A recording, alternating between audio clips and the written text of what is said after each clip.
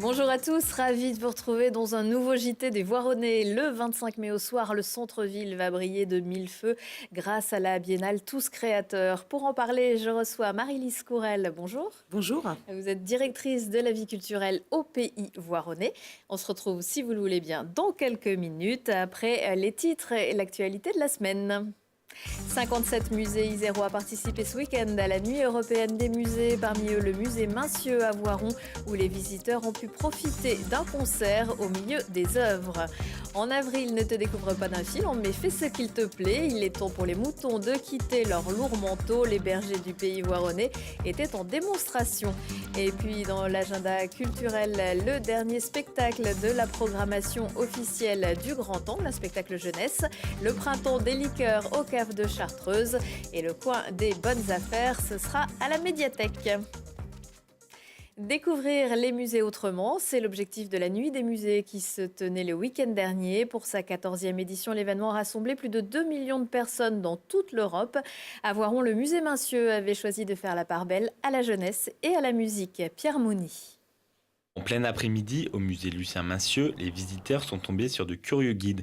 Des secondes options patrimoine histoire des arts du lycée Édouard Herriot présentaient des œuvres au public. Une rencontre richement préparée. À la place de nos cours, donc on a 3 heures de patrimoine par semaine et pendant un cours de 2 heures, on venait la semaine, le jeudi après-midi au musée pour pouvoir parler avec Charlotte, celle qui s'occupe du musée, et étudier les œuvres. Ce rendez-vous annuel est reconduit depuis 6 ans maintenant. L'objectif pour les élèves est de capter un auditoire composé de petits et de grands. Et cela semble marcher. On a toujours un engouement assez fort pour ce projet, parce que les élèves se prennent au jeu, de jouer un petit peu les médiateurs insolites et un peu les conférenciers en herbe. Après cette présentation plutôt originale, le public a eu la chance d'assister à un concert.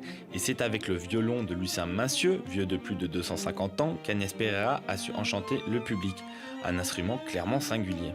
C'est un Galliano de 1763, c'est-à-dire un italien.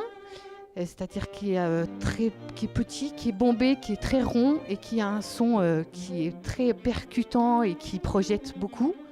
Donc voilà, donc c'est vraiment du bonheur à jouer, quoi. Il est assez rare de voir un orchestre composé d'un violoncelliste et d'une violoniste, mais les deux musiciens ont pourtant su s'accorder à merveille. On a conçu finalement le programme plutôt sur des choses qu'on avait envie de jouer avant de réfléchir au compositeur. Et donc ça allait aussi bien de Bach, suite pour violoncelle, à Glier, qui est un compositeur russe plutôt du XXe siècle. Un public comblé, des lycéens appliqués et des musiciens talentueux, nul doute que cette nuit des musées est une réussite. L'événement a été couplé ici avec Musée en fête et dimanche, c'est Stéphanie Miguet qui est venue raconter Lucien Mincieux avec ses papiers découpés.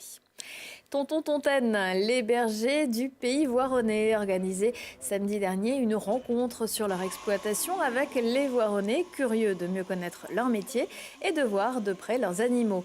Après l'hiver, une séance de tonte s'imposait pour les 80 brebis de race Bizet. Bérangère Guay et Félix Campestrin possèdent également quelques moutons d'Ouessant. Chaque berger tond ses brebis à des périodes différentes selon leur méthode d'élevage.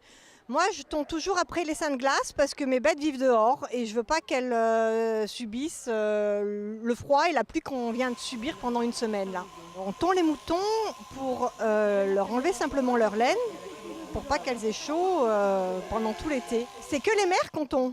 Donc ce qu'il y a derrière moi, c'est les mères qui cherchent d'ailleurs leurs petits. On a inscrit sur le numéro des petits sur les mères. Comme ça, moi, je m'y retrouve. Et après, elles repartent dans leur parc. Alors, la laine, elle part en Chine pour être nettoyée et ensuite elle revient en France parce que c'est moins cher là-bas. Alors la laine, elle peut servir pour plusieurs choses, mais ça, c'est pas vraiment ma partie, mais elle sert pour faire des pulls,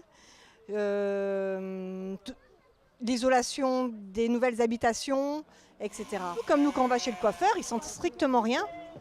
C'est juste la manipulation qui est un peu stressante pour eux parce qu'on les manipule et c'est des animaux qui n'aiment pas être manipulés. Et c'est aussi le cas de la plupart des êtres humains.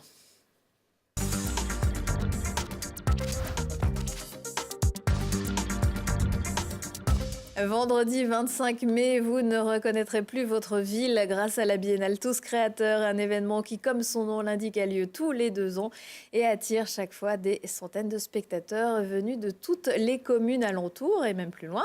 Marie-Lise Courel, je rappelle que vous êtes directrice de la vie culturelle au Pays Voironnais. Alors, cette biennale, c'est un peu devenu un événement incontournable pour tous les habitants du territoire. Oui, alors pour nous professionnels également, puisqu'on s'investit beaucoup, c'est un travail de toute une équipe avec le Grand Angle et les collègues du Pays Voironnais. C'est la 6e, donc ça fait quand même 12 ans maintenant que nous proposons ce type de rendez-vous. Oui, c'est très attendu, je crois, par le public, mais également par tous les participants, les 1800 jeunes. 1800 jeunes et moins jeunes, ou c'est plutôt les écoles?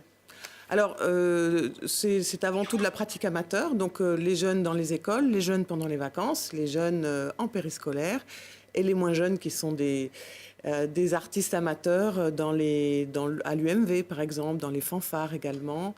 Donc il n'y a pas que des jeunes, mais une grande majorité quand même. Alors un événement comme ça, il s'y prépare depuis combien de temps ces 1800 jeunes?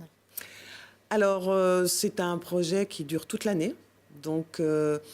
En fait, nous présentons toutes les possibilités d'ateliers un petit peu avant les grandes vacances aux animateurs, aux enseignants.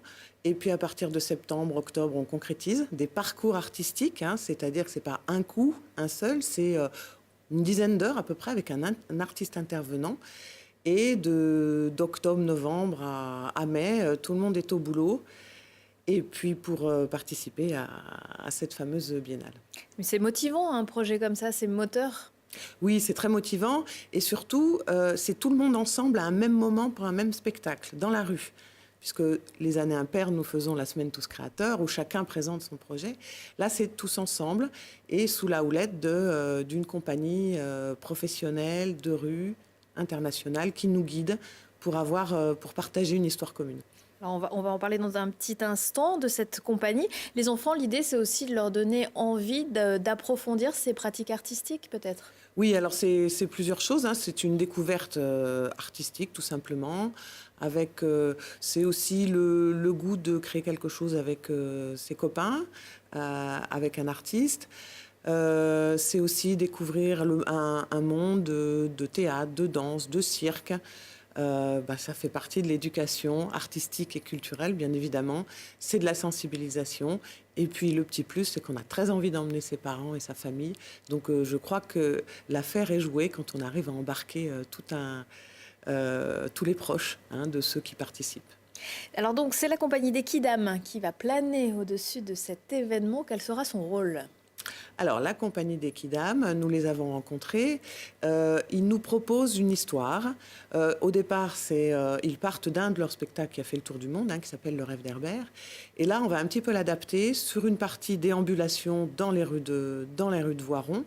Et puis un final qui va ressembler de près à certaines scènes du Rêve d'Herbert, mais qui a été spécialement construite pour nous et avec nous.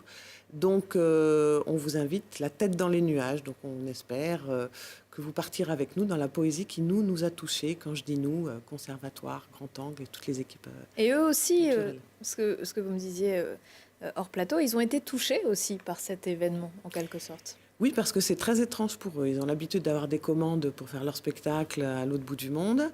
Ils ont également des projets de sensibilisation artistique, d'accueil d'autres compagnies. Là, ce mixte des deux appartient à Voiron, enfin au Voironnais, au Pays Voironnais. Donc je crois qu'ils ont par contre compris très très vite. Et du coup, on a pu rentrer très vite dans notre histoire et offrir un spectacle. Parce qu'au bout du compte, c'est un spectacle total qui est offert aux spectateurs ce soir du 25 mai.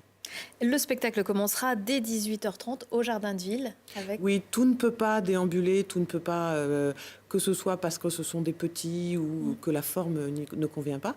Donc on vous invite à vous mettre dans le bain, aller au Jardin de Ville à partir de 18h30. Il y a des familles qui pique-niquent et qui présentent, les enfants présentent un certain nombre de spectacles.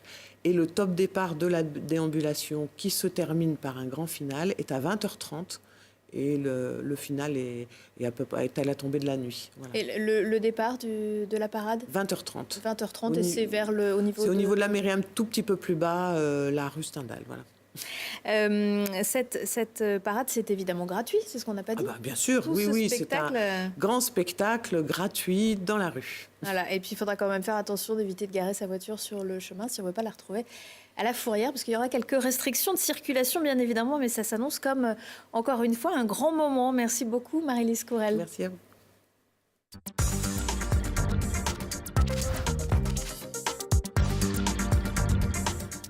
Le Grand Angle de Voiron continue son exploration autour du mélange des genres et de l'ouverture vers mercredi 30 mai. Zoom Dada par le théâtre Bascule, une pièce dansée, drôle et poétique qui aborde le thème de la désobéissance, de la spontanéité de l'enfance à travers 2 mouvements artistiques, le dadaïsme et le hip-hop. Un spectacle à la manière des films de Buster Keaton que vous pourrez aller voir avec vos enfants puisqu'il se jouera en après-midi.